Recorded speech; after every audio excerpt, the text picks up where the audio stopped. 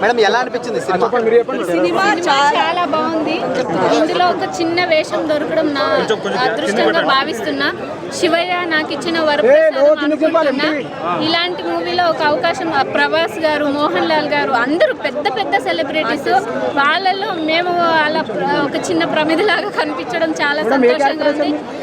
Hero గారి ఇంట్రడక్షన్లో ఉంటుంది Ganga character, బేబీని మిస్ అవుతాను నేను, అందులో నేనే చేశాను. చాలా బాగుంది. మూవీ కూడా చాలా బాగుంది. చిన్నపిల్లల నుండి పెద్దవాళ్ళ వరకు ఫ్యామిలీతో కలిసి చూడొచ్చండి. రొమాన్స్ అంతా ఏం లేదు. మీరు వెళ్ళి మూవీకి వెళ్ళి చూసి చెప్పండి. ప్రభాస్ గారు ఎంట్రీ వచ్చిన తర్వాత అయితే గూస్ బంప్స్ వస్తాయి. అసలు ఆ టైమింగ్ మనకు అసలు అప్పుడే అయిపోయిందా అనిపిస్తుంది. చాలా బాగుందండి. క్లైమాక్స్ అయితే సూపర్ ఉంది. లేదండి బోర్ ఏం లేదండి. సినిమా చాలా బాగుంది.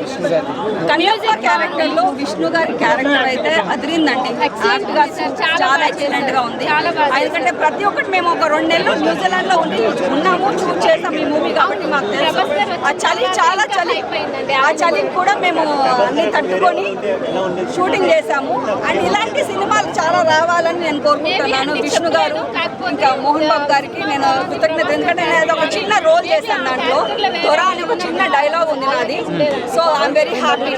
ఎంత పెద్ద పెద్ద ఆర్టిస్టులు, ప్యాడింగ్ ఆర్టిస్టులతో ఒక చిన్న ప్రభాస్ లాంటి ఆర్టిస్టులు, విష్ణు గారి ఆర్టిస్టులతో నేను చేయడం, ఒక చిన్న ఫిట్ చేయడం నా అదృష్టంగా నేను భావిస్తాను. ప్రభాస్ గారి క్యారెక్టరైజేషన్ అయితే ఆల్రెడీ మనకి టీజర్లోనే తెలిసిపోయింది ప్రభాస్ క్యారెక్టర్ ఎలా ఉంటుందని. సో 3 అవర్స్ మూవీ బాగానే. ప్రభాస్ వచ్చిన దగ్గర నుంచి ఇంకా హైలైట్ అయింది, నెక్స్ట్ లెవెల్గా ఉంది. అలాగే ఫస్ట్ హాఫ్ బాగోలేదని కూడా ఏం చెప్పలేము. లేదు, స్టోరీ నెరేటింగ్ అలాగే ఉంటుంది అన్న. సినిమా అయితే చాలా బాగుంది. నా పేరు